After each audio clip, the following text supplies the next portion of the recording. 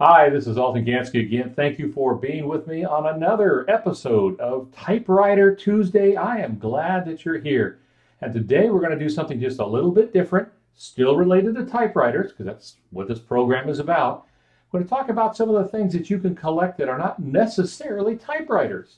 We all know that collecting a typewriter can get a little expensive. Sometimes you can buy them as cheap as $12, and sometimes if you want to get a high-end quality refurbished one, you might drop $400 or $500. Well, there are other things to collect that don't cost quite as much money. Actually, they're fairly cheap and they're fun, and many of them are beautiful. And I'm going to share some of those with you.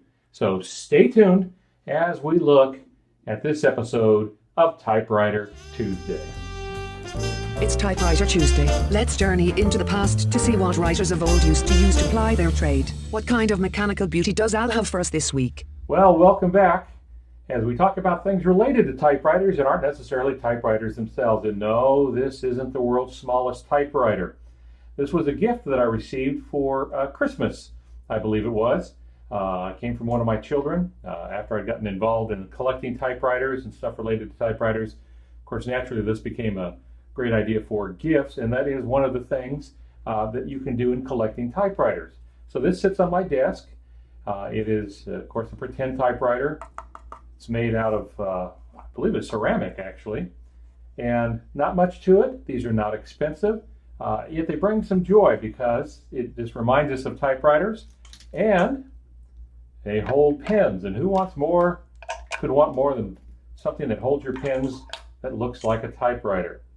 Again, very inexpensive, nicely done, and a very thoughtful gift if you know somebody who collects typewriters and you want to share your love with them, or they have a birthday coming up or Christmas. Something like that is always a pleasure. As are other little gifts. I received this one from a friend who produces our First in Fiction podcast that I do with my son Aaron. And this has a little picture of a typewriter. And you open it up, and there's little notepads in it. Okay. Is it highly sophisticated? No, but it is incredibly creative. Has a little magnet that snaps shut. That also sits on my desk and just reminds me of one of my great loves, which is typewriters. Well, let's move on to things that are a little bit bigger. And I was kind of surprised when I came across one of these things. This is a typewriting textbook. Usually they're 2-year programs meant to help the student learn how to type. And some of them are geared for college students, some for just the general typist. And you can tell it's really high tech, 20th century typewriting, and it has a little Art Deco still influencing. Though we're seeing some kind of change in the artwork by the lettering here. It's amazing how much typewriters are affected by the architecture community. And so we see some of these things in here. And the way the book works is that you fold it open and it stands up thusly, and you turn pages. And here on this particular page, we see some typewriters. And the other great thing about it is you just work your way through page by page. When you get towards the end of the book, you flip it over. That is to the back side. And the book should, these get kind of old, so they're a little iffy, but you flip it around and you get the second half of the book. So this is page 240, but if you turn the page over, it's page, which you can't see here, but it's page 75. And it has all kinds of things to practice, all kinds of templates to use, very nifty. This one is from 1938. It's the oldest one I have. And it only cost a few dollars. When I mean a few dollars, I'm talking about $3 or $4. I bought a set of these from, I think it was about $12, and I ended up getting 3 at one time. Another 20th century typewriting, same company, just a little more modern. This one, I believe, is from 48. Nope, this is even later, 1957, that here on the copyright. And again, it has the same kinds of things, has pictures. The older ones usually have drawings, or they'll have a few pictures in them. Things to practice. And bit by bit, if you follow the program, you learn to type. Same kind of thing that you can flip this book over and it stands up in an A format, A-frame type format. And I ended up with several of these because I got 3 in one purchase for, again, I think it was $12 or something like that. I don't plan to buy any more. I don't really need a whole bunch of these unless they're very unique. But nonetheless, they sit in my library, and they're a lot of fun. And if I wanted to go back and learn how to type, which, believe it or not, you almost have to do if all you use is a computer keyboard, this would be a great way to do it. And it even shows some different fonts and stuff that you're going to encounter. So it's quite the education, really. And these you get for very little money, and they're great little collectibles. And again, they also make great gifts. Now, another thing that I fell in love with collecting, they're usually a few dollars more per piece, but again, not a great deal of money, and that is a typewriter 10. And here's one. Typewriter 10s have typewriter ribbons in them. This one is wrapped in a gold foil. This is how you used to get replacement ribbons. You would buy them at your stationer store, and they would come in these great little tins, and of course these became collectible for a couple of reasons. You can use them to store other things once you've used the ribbon. So that's one reason people collected them. And I bought one of these. Actually, I bought a set of them, again, for not a great deal of money. I think they turned out to be like $4 a piece or something. One of them arrived and they were filled with pins. Somebody had been using them for sewing and apparently had this on their sewing machine. When it was time to get rid of them, they sold them and they gave me the pins to boot. So that was kind of nice. Most of the time when you find these, they do not have ribbons in them. If they do have ribbons in them, you probably don't want to use them because they're well past their expiration date. The ink is probably pretty gummy. I've never tried to use one, but I think it's great to have them the way they were sent. And they come in all kinds of distinctive styles. And this one is from Distinctive Silk. And it also came with a typewriter ribbon, a gold typewriter ribbon. And it's serrated on the side. And it's really kind of incredible. It's about the only one I've ever seen like this that has it. So that makes it rather unique to me. On the back of them, you can find that it is designed for, some of these are designed for special typewriters. In this case, it's a nice 16th inch electromatic. To put that in perspective, most typewriter ribbons for most typewriters are 1/2 inch, so 8/16. This one's just slightly larger. So you want to, if you were actually going to use a ribbon, you would need to know that. And this tells me that it's black. The other great thing about these is the design in them, and they followed much of the art of the day. So you'll see a lot of Art Deco, especially in the older ones, and then more as you get into the Jet Age, you know, through the Industrial Age and the Jet Age, and then the some of the others, the Space Age, and then of course these would soon pass and become tins for something else. But the people that made these very competitive. Here's one from Royal.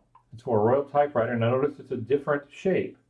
So you can see how creative they got in this. Here's bright yellow, you can't miss it. So at a point of purchase sale, say, oh, I need a typewriter ribbon. You pick that up as you're paying for something else in the store.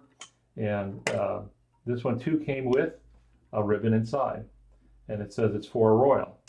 This one is designed, I believe, for the Royal 10. Maybe that was the other one. Medium ink on it. No, this was for a Zephyr. So a little different typewriter. This one, I believe, is for the Royal 10. Well, you can collect a whole bunch of those. In fact, in just a moment, I'm going to show you what to do with them if you want to display them. So I ended up with a bunch of these. I decided I want to display them so I can see them because they're really bits of art. So stay with me here. I'm going to transition into something else and show you how to display these, plus a whole bunch of other things. I'll be right back.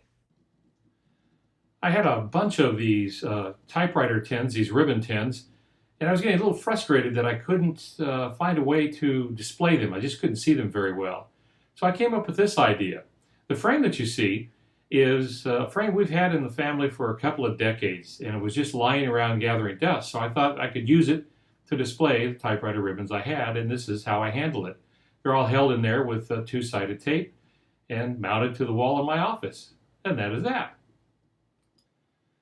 This is a little bit of artwork I came across while out of town and stopped by a rather large antique store. And I found this sitting on the floor off in a corner, and it is a print of a painting for a Regal typewriter. Regal is really Royal typewriter, and it's a typewriter that's been redone and then made available for sale again. This cost me all of $15, was already framed, and all I had to do was hang it on the wall, and I love the thing. This may look like a confusing diagram, but what it is a patent application drawing for an Thomas Oliver typewriter from 1898. This is one of the original Olivers. Oliver is a unique typewriter. The type bars come from each side, and when you type with it, it looks like a butterfly. Its wings flapping. I framed it, mounted it to the wall. I thought it was a beautiful piece of engineering style artwork. This little bit of artwork is mounted to my wall also, but it is an ad for the Royal Portable, the modern gift for the whole family. And typewriter companies were big on advertising. That's how they moved a lot of their typewriters, because competition was very stiff. I have one of these typewriters. In fact, I did a Typewriter Tuesday on it, the Blue Royal. And this also teaches us a lot about how typewriters were sold and who they were marketing to back in the day, the 30s and the 40s and the 50s. Here's another ad I purchased, and I believe again I got it off of eBay, and it is for a KMG, a Royal KMG. The G stands for gray, and it's the first typewriter I have ever owned since I started collecting anyway. My wife got it for me.